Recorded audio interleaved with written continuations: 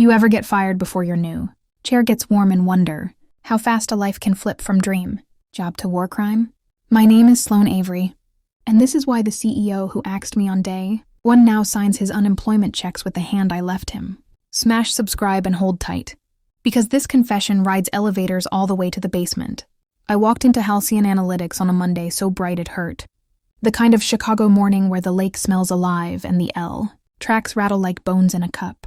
I wore the navy blazer I bought for interviews, still creased from the store, and carried a canvas lunch bag like I belonged, like I had not spent the last 6 years eating ramen. In grad school, while my savings coughed itself to death, Halcyon promised 6 figures, full benefits, and a shot at the AI ethics team I had dreamed about since I was the weird kid teaching calculators, to swear in basic. The lobby smelled of eucalyptus and money, glass walls showing off a view that could sell your soul before you reached the turnstile. I badged in, rode the elevator to 23, and told myself I would not cry when I saw my name on the cubicle plate. I did anyway, just a little, one tear that I swiped before anyone noticed.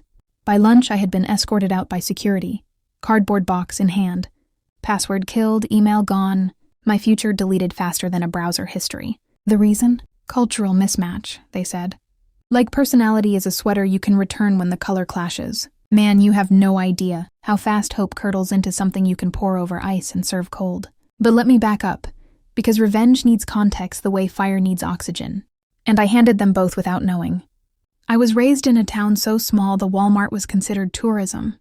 Daughter of a mechanic who fixed other people's mistakes and a librarian who cataloged every screw-up. In the local newspaper like she was building a museum of failure. Dad taught me engines run on compression and release. Mom taught me stories live in the space between what is said and what is whispered. Put together, I learned pressure and silence make the best weapons, and I carry that knowledge like a multi-tool in my back pocket. College was scholarships and side hustles, tutoring rich kids who could not add fractions but whose daddies could add zeros to my hourly rate. I paid rent by selling term papers on the dark web. Nothing plagiarized, all original research. Ethics slightly bent but not broken, like driving 5 over the limit because everyone does. Grad school gave me data science, machine learning, and a professor who took credit for my code. The way squirrels take nuts they did not bury. I kept copies, every line, every annotation, because Mom raised me to read footnotes like they were ransom notes. By the time Halcyon recruited me, I had 3 published papers, a patent pending on bias detection in neural nets, and a credit score that finally crawled above 700. I thought I was arriving, but really I was walking into my own ambush wearing a grin and a lanyard. The cubicle farm looked like every other tech heaven. Open floor plan, ergonomic chairs, kombucha on tap, and a soundtrack of keyboard. Clicks that could lull you into thinking, productivity equals worth. My manager, Raj, shook my hand twice like he was afraid it might fall off, then introduced me to the team. Janelle, who smiled with teeth only. Theo, who coded in noise-canceling silence. And Lila from HR, who wore pastel suits and spoke like she was test-driving empathy. They gave me a laptop, a stack of NDAs thick as a Bible, and a login to the internal GitHub where Halcyon kept its crown jewel. A predictive policing algorithm sold to cities that wanted crime forecasting on the cheap. My job was to audit the model for bias, find the ethical gremlins, write reports that would let the sales team promise municipalities transparency with a straight face. I had barely opened the repository when Raj tapped my shoulder and said, "Meeting upstairs. 10 minutes, bring coffee." I thought it was orientation. Turned out it was my execution. Top floor smelled different, leather and citrus. The air scrubbed by filters you cannot buy on government salaries. 6 men and 1 woman sat around a marble table that probably cost more than my student loans. At the head perched Grayson Halcyon himself, 40-ish. Hair styled by wind that never touched the ground. Eyes the color of lake ice before it cracks. He did not stand, just flicked his gaze over me like he was pricing produce. Raj started talking about restructuring, headcount, right-sizing, words that mean people are about to disappear. Then Grayson spoke, voice smooth as poured cream, and he said, "Sloan Avery, we are letting you go. We appreciate your potential, but you are not a cultural fit." I laughed, honest to God laughed, because fit is a word you use for shoes, not humans. I asked what I did wrong. He smiled, the kind that never reaches the eyes, and said, "You exist in a future we canceled last quarter." Security appeared like they had been waiting in the walls. And just like that, I was boxed. Bagged, booted, my keycard snapped in half and dropped into a trash can that probably got emptied by a robot. Outside, the lake still smelled alive. But I felt the way fish feel when they realize the hook is inside the worm. I sat in my car and stared at the dashboard until the sun crossed the sky and the meter expired. Then I drove to my studio, set the box on the floor, and opened my laptop. While I had been upstairs getting fired, my repository access had been revoked, but I had cloned the entire project the night before. Insomnia habit, like checking locks twice. I pulled the code onto my screen. Lines and lines of Python that decided which neighborhoods deserved more cops, which kids were likely to become criminals, which futures got erased before they began. I scrolled until I found the training data. Millions of rows scraped from arrest records, social services, even elementary school discipline reports. And there, buried like a landmine, I saw the label, race, encoded as a feature. Plain as daylight, illegal as hell, fed directly into the model weights. Halcyon was selling digital redlining dressed up as progress, and I had the receipts stamped with their own version numbers. I should have called a lawyer, filed a whistleblower claim, waited for justice to lumber through the courts like a drunk dinosaur.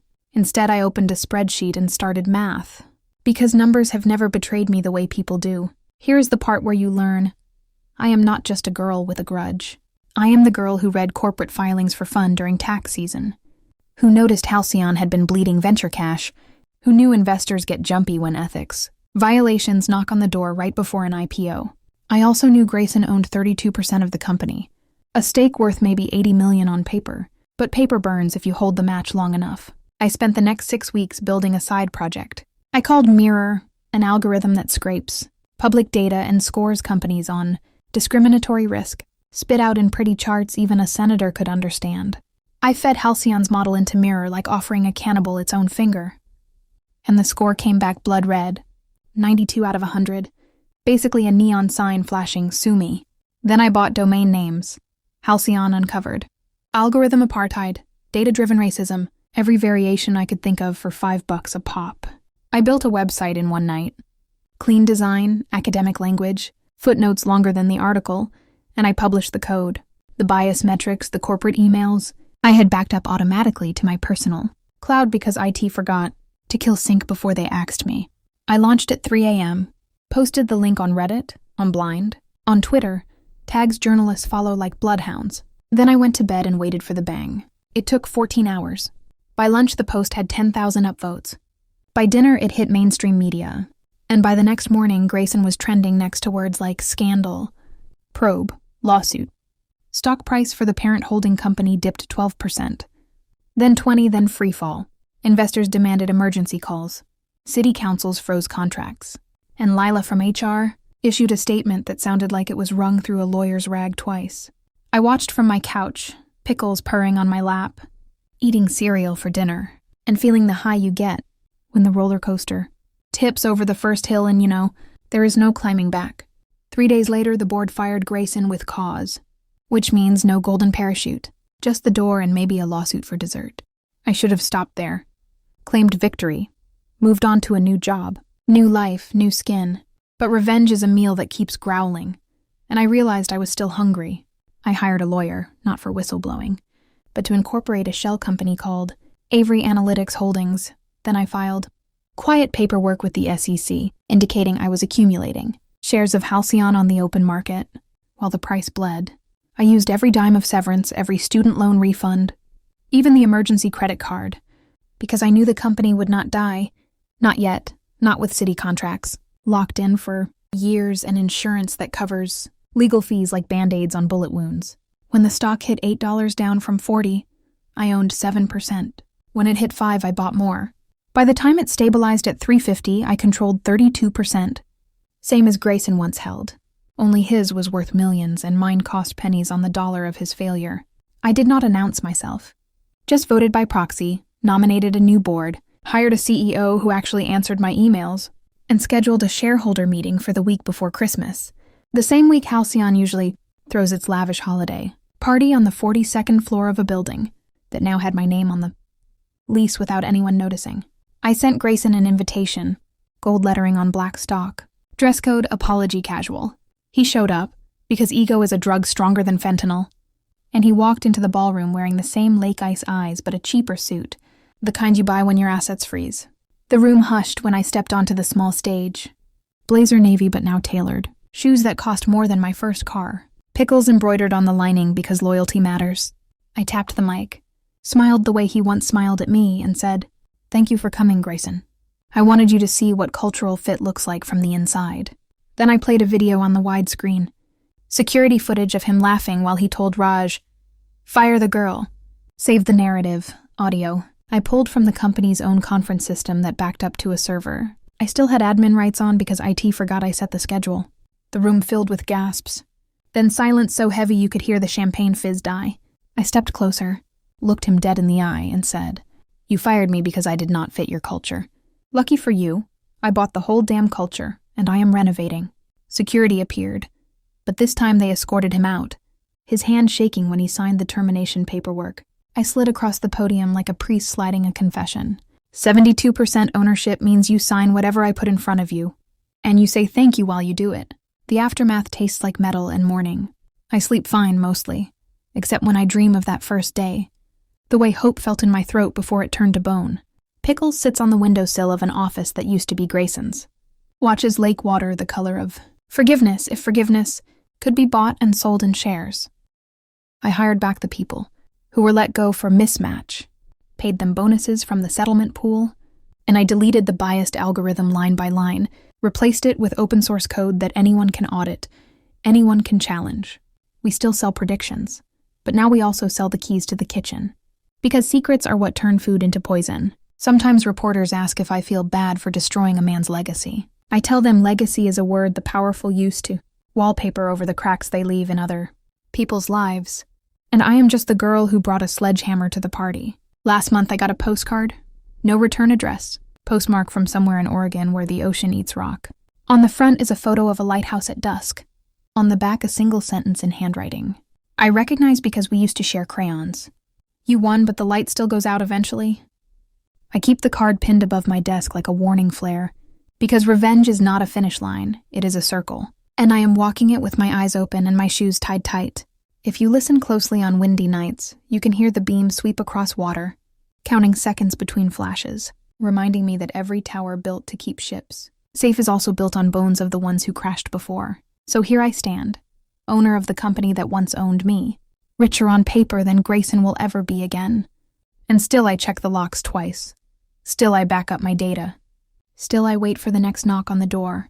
Because the girl who got fired for existing is now the woman who decides what culture means. And culture can shift like lake ice before it cracks. Remember that the next time you laugh at someone who does not fit your table, because tables flip easier than you think, and the seat you save might be the one that buries you. Hit subscribe if you want more. Stories that taste like copper and come back around like boomerangs.